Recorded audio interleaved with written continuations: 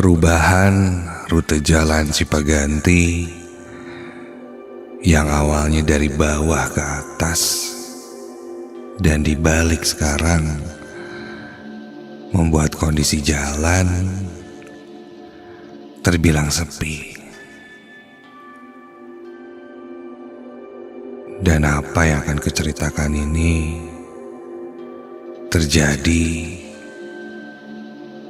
ketika aku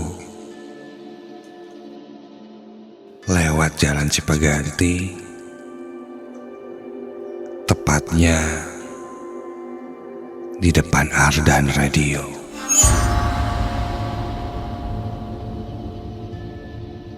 Malam itu aku dan teman-teman sedang melaksanakan acara perpisahan lah, bisa dibilang. Karena salah satu temanku akan kerja di luar kota.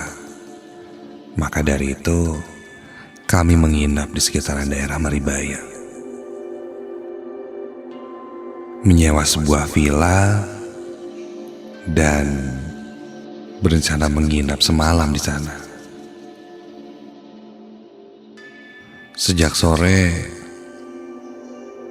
kami tak henti-hentinya mengobrol, tertawa, menyenangkan sekali. Namun sekitar jam 11 malam,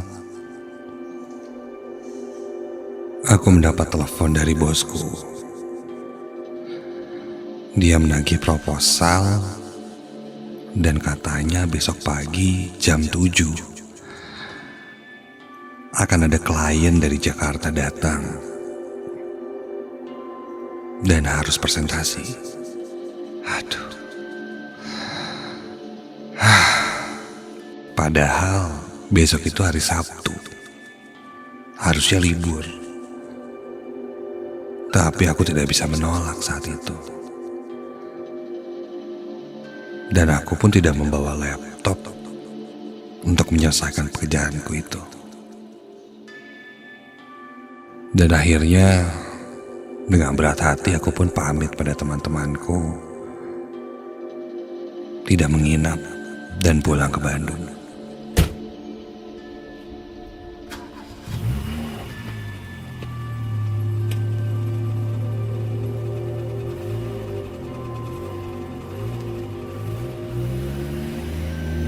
Saat itu aku menyetir mobil turun dari Maribaya, mengambil jalur Lembang dan pulang menuju rumahku di daerah Margahayu. Jalanan berkelok-kelok, sepi. Ya, meskipun mungkin untuk sebagian orang itu menakutkan, tapi bagiku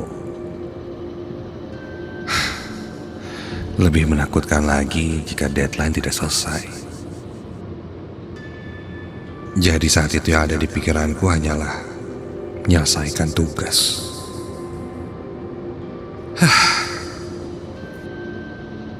Tak berapa lama aku sampai di daerah Setiabudi. Lurus terus, turun ke bawah,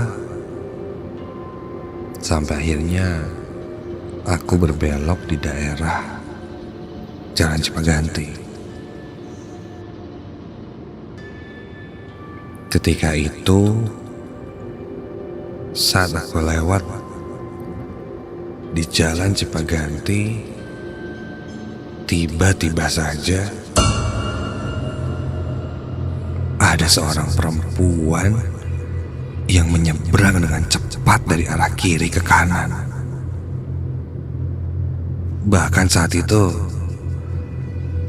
aku tak melihat perempuan itu muncul dari mana, dan tiba-tiba saja ketika mobilku melintas, orang itu sudah berada menyeberang di tengah jalan. Dan seketika saat itu, aku rem mobilku cukup mendadak sehingga aku tersentak.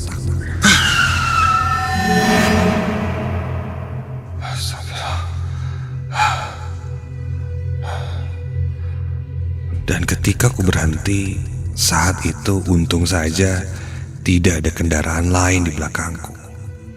Bahkan bisa dibilang hanya mobilku saja yang lewat jalan itu.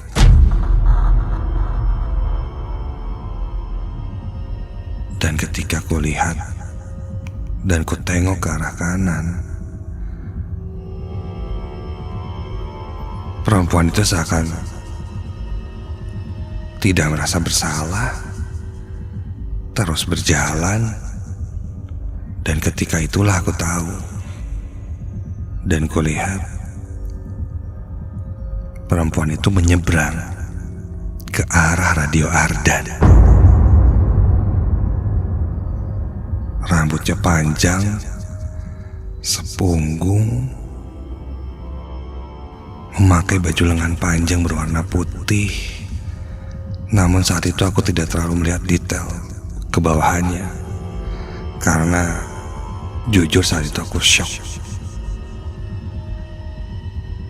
Perempuan itu berjalan melenggok dan masuk ke dalam parkiran Radio Ardan.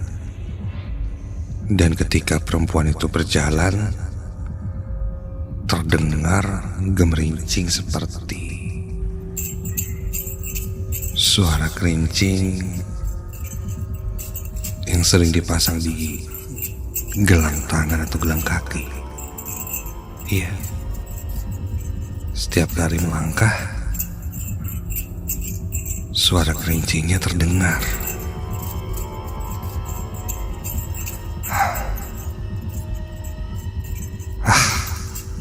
Sial. Untung aja aku pun langsung tancap gas lagi, menjauh dari tempat itu.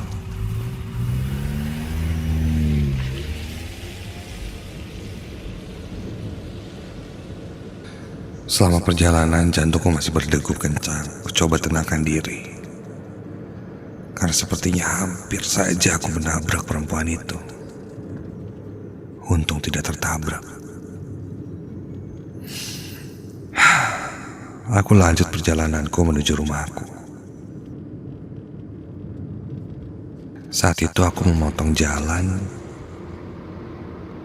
melewati daerah Gedung Sate dan Jalan Supratman. Di sekitar Jalan Supratman, kondisinya juga sepi. Pohon-pohon besar yang rindang menutupi setiap jalan. Sampailah aku di lampu merah. Kebetulan saat itu lampu sedang merah dan aku berhenti. Ku tarik rem tangan, menarik nafasku, coba menenangkan diri.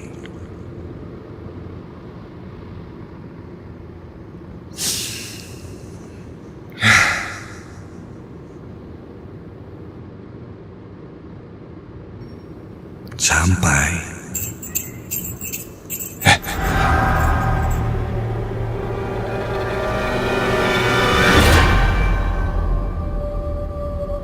terdengar suara kerincing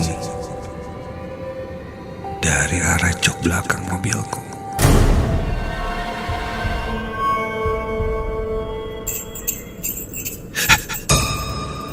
Terdengar lagi.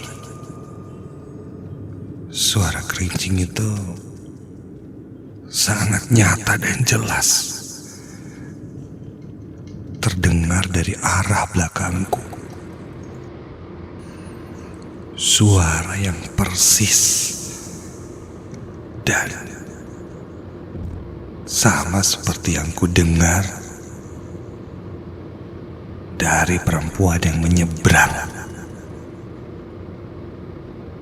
di depan Ardan tadi.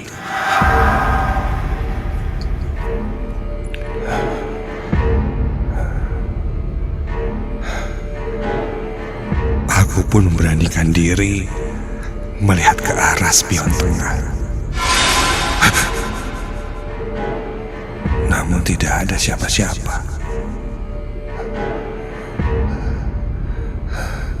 Sampai mobil di belakangku mengklaksonku cukup keras karena saat itu lampu sudah hijau. Aku pun lanjut mengendarai ke mobilku untuk segera sampai di rumah.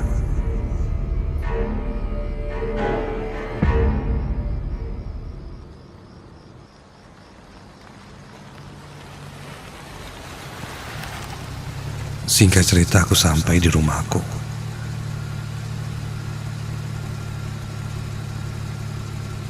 Ketika itu anak rumah sudah pada tidur. Setelah aku masukkan mobil, menutup pagar, aku segera masuk ke dalam rumah dan menuju ke kamarku. Rumahku ini hanya terdiri dari satu lantai dan kamarku berada di paling ujung, dekat kamar mandi. Aku segera masuk ke dalam kamar, menutup pintu, dan coba untuk merebahkan diriku. Ku ambil handphone untuk mengabari teman-temanku di grup bahwa aku sudah sampai di rumah.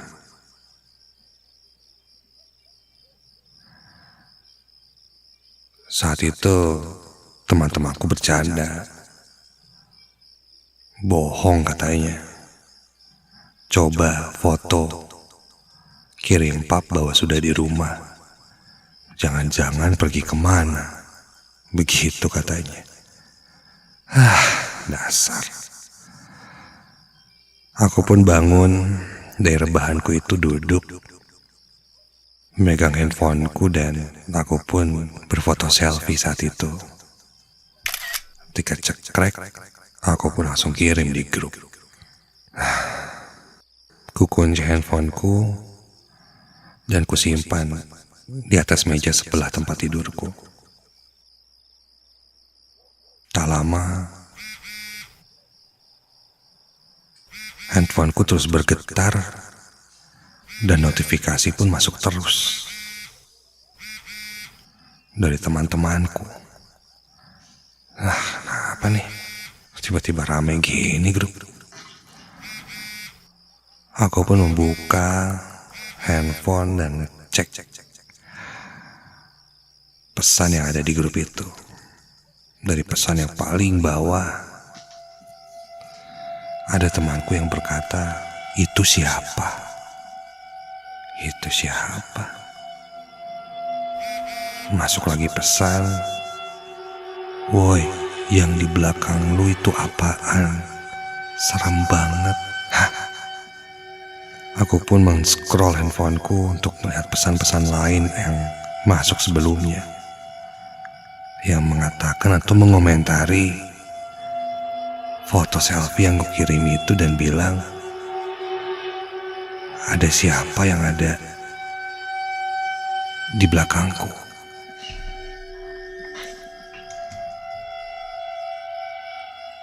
Bahkan yang paling menohok kulihat salah satu chat dari temanku yang bilang, "Itu cewek siapa? Pakai filter ya?" Filter. Aku scroll lagi untuk mencari fotoku yang tadi sempat kukirim. Dan ketika ku buka fotonya, astaga,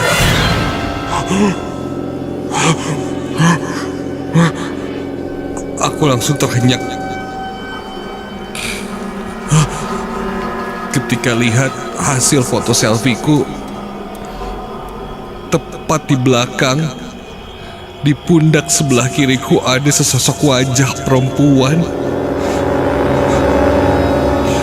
yang terlihat blur, tidak jelas, namun berbentuk kepala perempuan dengan rambut yang panjang.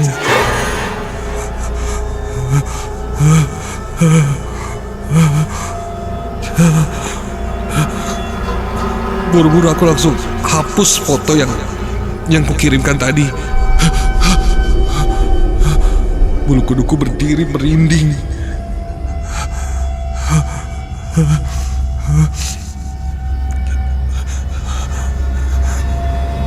Aku takut dan setengah mati saat itu.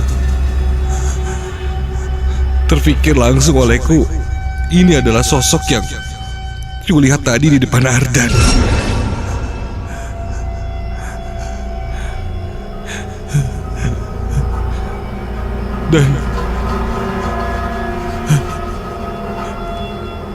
dalam kondisiku yang masih shock saat itu, tiba-tiba terdengar bunyi kerincing yang terus berulang di dalam kamarku, seakan berjalan mendekatiku.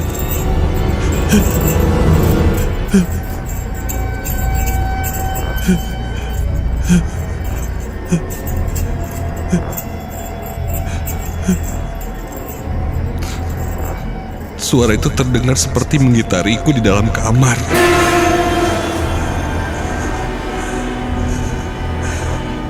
Dan tiba-tiba, sangat jelas di sebelah kiriku, aku mendengar suara perempuan berbisik. Antar saya pulang.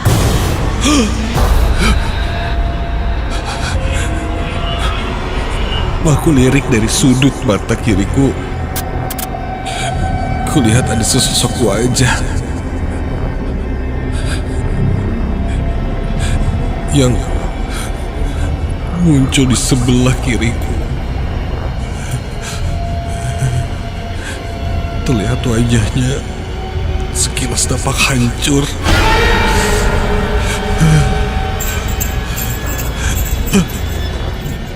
Ditambah bunyi kerincing itu yang selalu terdengar kali ini.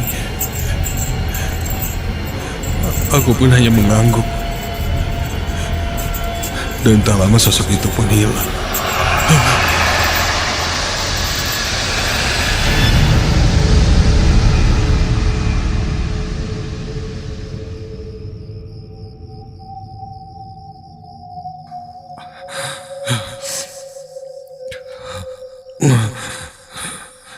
Buru-buru aku langsung ke kamar mandi mengambil air wudhu, beribadah dan berdoa.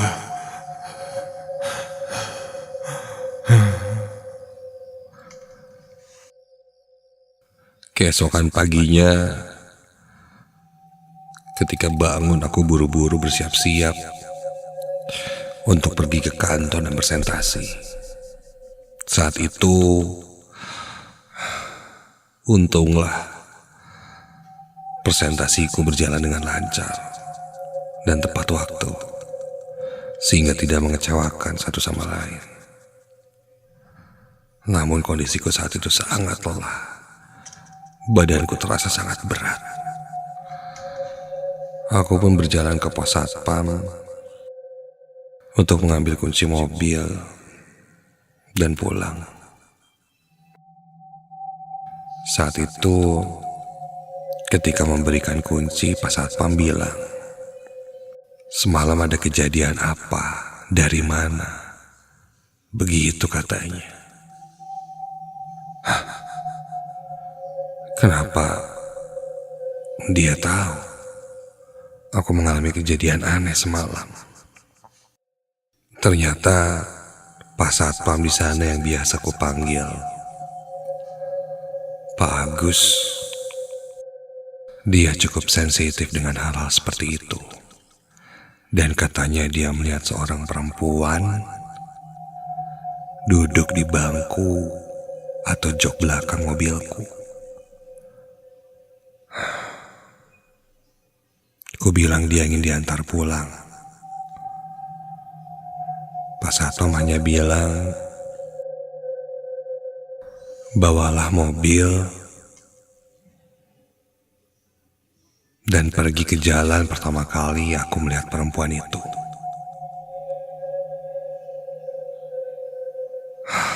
Berarti di depan Ardan. Aku pun mengiyakan dan bergegas menuju ke jalan itu. Ketika lewat sampai di depan situ, aku berkata dalam batinku agar sosok itu turun dan tidak mengikutiku lagi. Seketika tiba-tiba saja merinding, namun setelah itu semuanya biasa lagi. Aku pun jalan pulang. Dan untung saja, setelah itu, tidak ada lagi kejadian-kejadian aneh yang menimpaku. Sosok perempuan dengan suara kerincing yang ada di jalan itu cukup membuatku untuk percaya bahwa mereka itu ada.